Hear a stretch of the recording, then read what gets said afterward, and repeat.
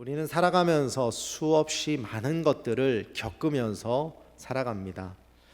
사람들의 말 한마디에 하루에 기분이 좌우되기도 하고 눈앞의 현실 때문에 우리의 마음이 흔들리기도 합니다. 조금만 상황이 어려워지면 어떻습니까? 우리 마음이 두려움으로 가득 차기도 합니다. 그래서 어떤 사람은 돈을 바라보며 살아갑니다. 또 어떤 사람은 사람을 의지하면서 살아가기도 합니다. 그리고 어떤 사람은 자기 자신을 붙들고 살아갑니다. 그런데 돈은 우리를 끝까지 책임져 주지를 못합니다. 사람도 역시 언제든 변할 수 있습니다. 그리고 세상은 우리에게 참된 소망을 주지 못하지요.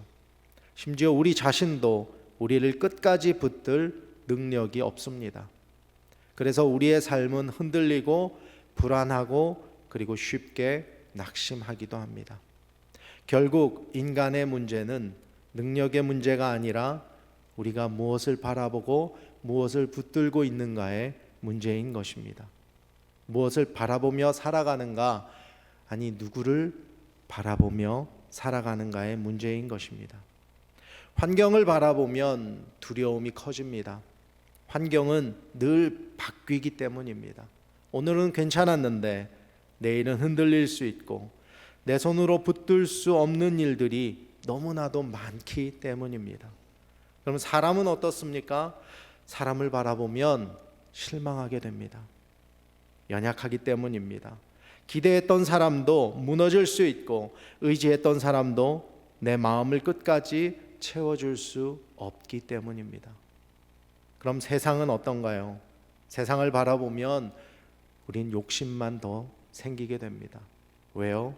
세상은 끊임없이 더 가지라고 말하기 때문입니다. 지금 받은 은혜보다 아직 없는 것들을 보게 만들기 때문입니다.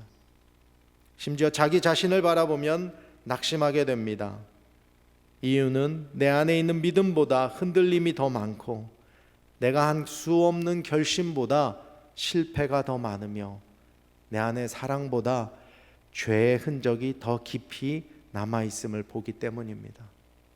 그래서 성경은 우리에게 더 좋은 환경을 바라보라고 말하지 않습니다. 더 완벽한 사람을 찾으라고도 말하지 않습니다. 더 강한 사람이 되라고 말하지 않습니다. 성경은 오늘 우리에게 오직 한 분을 바라보라고 말하고 있습니다.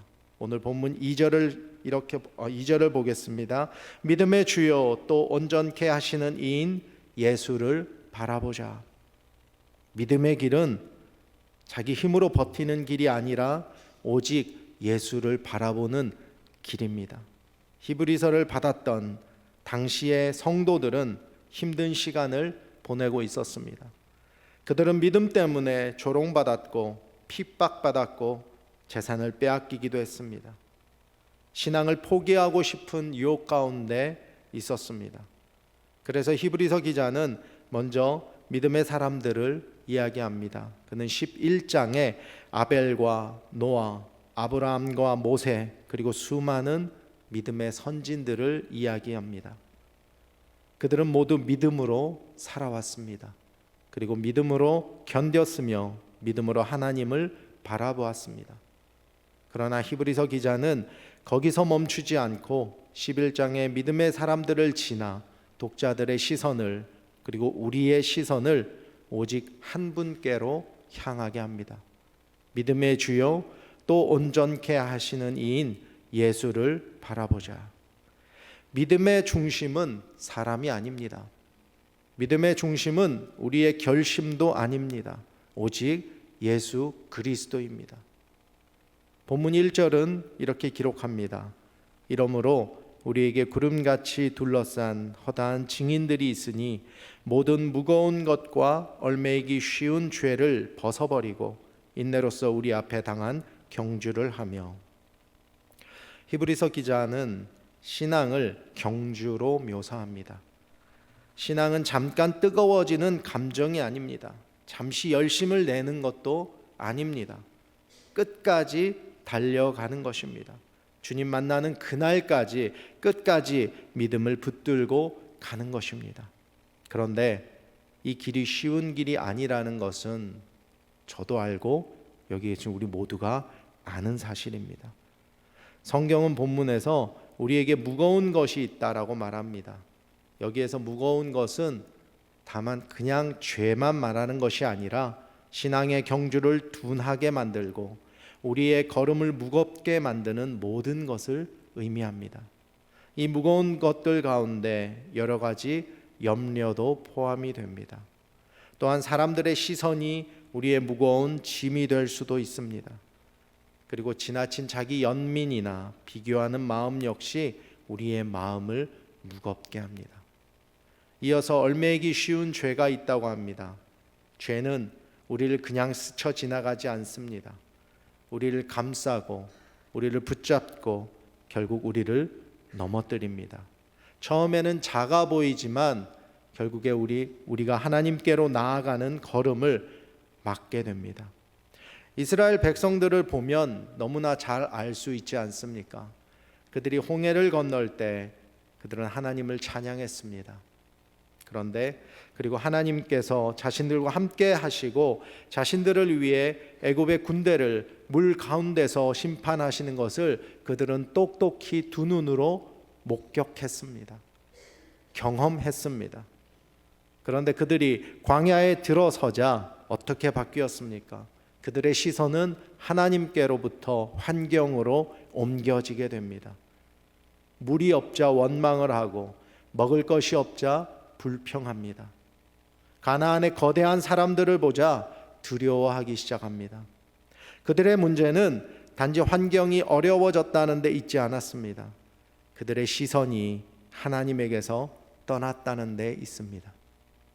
우리도 그렇습니다. 평안할 때는 아무런 문제가 없습니다. 하나님을 찬양합니다. 예배에 즐거운 마음으로, 가벼운 마음으로 웃으면서 오죠. 그러나 조금만 힘든 일이 생기고 고난이 찾아오면 어떻게 바뀝니까? 하나님을 바라보던 그 시선이 우리의 환경을 바라보게 됩니다. 우리의 처지를 바라보게 되는 것입니다.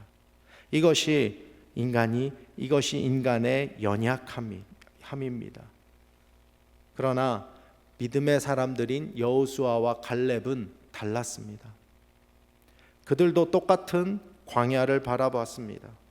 똑같은 거인들을 보았고 똑같은 현실 앞에 서 있었습니다. 그러나 그들이 바라본 곳은 환경이나 상황이 아니라 하나님이었다는 것입니다. 민수기 14장 8절과 9절입니다. 여호와께서 우리를 기뻐하시면 우리를 그 땅으로 인도하여 들이시고 그 땅을 우리에게 주시리라. 이는 과연 젖과 꿀이 흐르는 땅이니라. 다만 여호와를 거역하지는 말라. 또 그 땅 백성을 두려워하지 말라. 그들은 우리의 먹이라. 그들의 보호자는 그들에게서 떠났고 여호와는 우리와 함께 하시느니라. 그들을 두려워하지 말라 하나. 믿음은 환경을 부정하는 것이 아닙니다. 환경보다 더 크신 하나님을 바라보는 것입니다. 베드로를 볼까요? 베드로도 어땠습니까? 그는 예수님의 말씀을 따라서 물 위를 걸었습니다. 예수님의 말씀을 따라 물 위를 걸었지만 곧 바람이 부는 순간 빠지기 시작합니다. 예수님을 바라볼 때는 분명히 걸었습니다. 그런데 그의 시선이 환경을 바라볼 때 무너지게 됩니다. 그럼 우리는요? 우리도 마찬가지입니다. 우리도 이스라엘 백성들과 다르지 않다는 것입니다. 베드로와 다르지 않다는 것입니다. 그래서 히브리서 기자는 말합니다. 예수를 바라보라. 여기서 바라본다는 말은 한번 쳐다본다는 뜻이 아닙니다. 다른 것들로부터 시선을 거두어 오직 한 분께 우리의 눈을 고정시킨다는 것입니다. 성도는 예수를 바라보면서 동시에 세상도 붙드는 사람이 아닙니다. 예수를 바라보면서 자기 의를 붙드는 사람도 아닙니다. 성도는 다른 모든 것에서 시선을 거두어 예수님께 온전히 눈을 고정하는 사람입니다. 바로 그 사람이 저와 여러분들이 되시기를 소망합니다. 여기서 중요한 것은 우리가 어떤 예수를 바라봐야 하느냐는 것입니다. 그냥 막연히 종교적 위로자로서의 예수를 바라보라는 것이 아니라는 것입니다. 본문은 우리가 바라봐야 할 예수를 분명히 알려주고 있습니다. 다시 2절을 보시겠습니다. 믿음의 주요 또 온전케 하시는 이인 예수를 바라보자. 예수님이 믿음의 시작입니다. 우리가 먼저 하나님을 찾은 것이 아닙니다. 주님께서 먼저 우리를 부르셨습니다.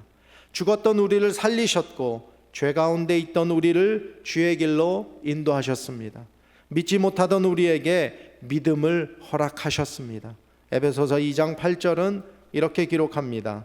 너희는 그 은혜에 의하여 믿음으로 말미암아 구원을 받았으니 이것은 너희에게 난 것이 아니요 하나님의 선물이라.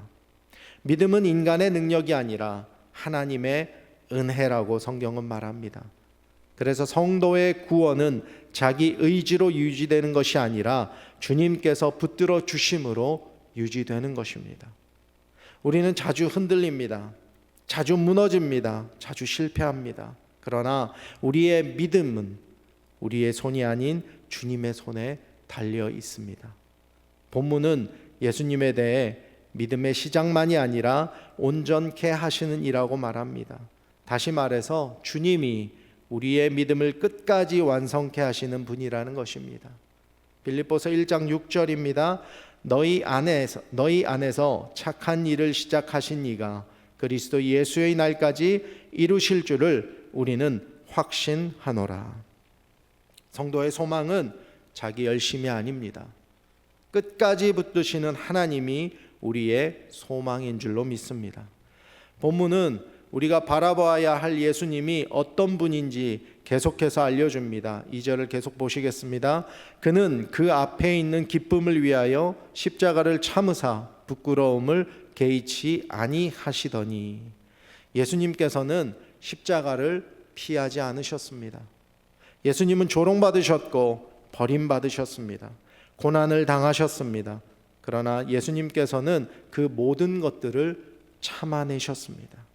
예수님께서 그런 고난과 핍박과 조롱을 다 참으신 이유는 그 앞에 있는 기쁨 때문이라고 성경은 기록합니다. 예수님은 십자가 너머를 바라보셨던 것입니다. 하나님의 뜻이 이루어질 영광, 구원받을 자기 백성, 회복될 하나님 나라를 바라보신 것입니다. 그래서 십자가를 견디셨던 것입니다. 예수의 제자인 우리도 마찬가지입니다. 믿음의 삶은 힘듭니다. 손해보는 것 같고 외롭고 눈물 나는 순간들이 수도 없이 많이 있습니다. 그러나 성도는 현재만 바라보며 살아가는 사람들이 아닙니다. 우리는 하나님의 나라의 영광을 바라보며 살아가는 사람들입니다. 고린도후서 4장 17절 18절은 이렇게 기록합니다.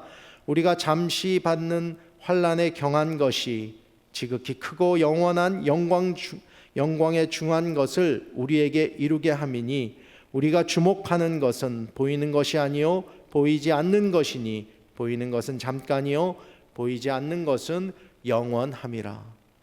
예수를 바라본다는 것은 그저 우리의 힘든 삶을 위로받는 차원이 아니라는 것입니다. 주님의 시선으로 영원을 바라보는 것입니다. 본문 마지막은 이렇게 기록합니다. 하나님 보좌 우편에 앉으셨느니라. 우리가 바라보는 예수는 패배자가 아닙니다. 실패자가 아닙니다. 십자가에서 끝난 분이 아닙니다. 죽음을 이기고 부활하시고 하나님 보좌 우편에 앉아 계신 왕입니다. 지금도 살아 우리를 위해 중보하는 분이심을 기억하시길 바랍니다.